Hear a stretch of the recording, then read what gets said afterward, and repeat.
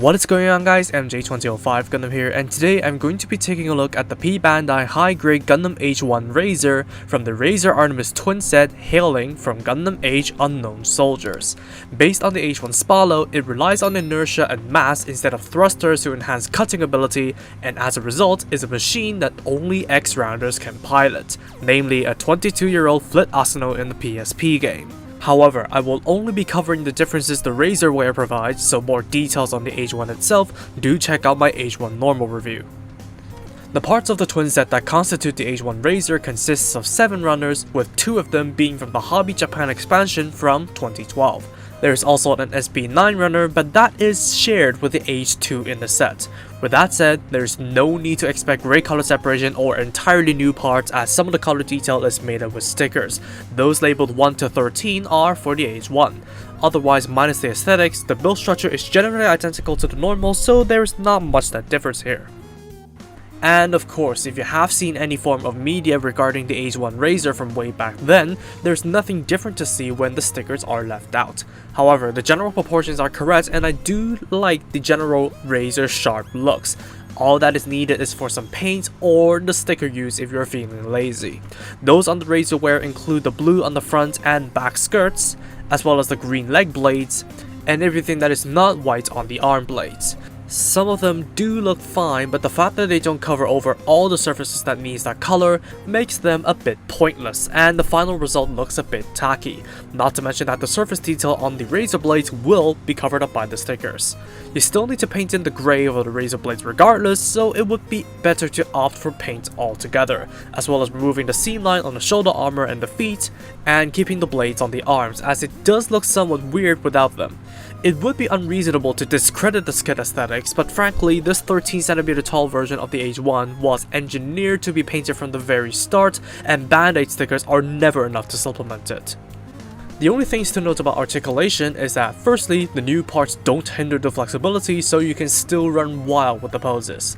Secondly, you can choose to use a polycap for the feet instead of the already provided joint after you cut the original feet connection, and you do get a bit more backwards movement and an extra point of rotation for the modified foot.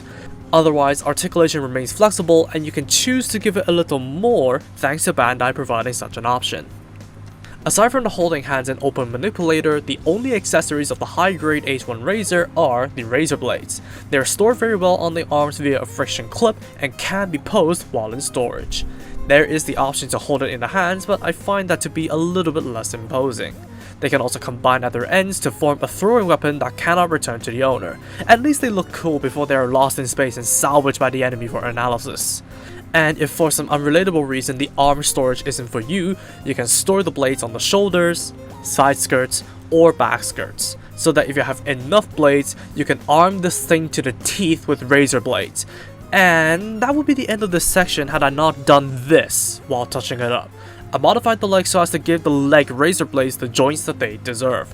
Though this is my first time scratch building, and I know I'm punching way above my weight, so it's not the best job, especially when the leg blades can no longer fully close. However, I'm glad that I did the mod overall, and would probably revisit it in the future to perfect it if my scratch building skills improve. A big shout out to Loretype for teaching me the ways of achieving this modification.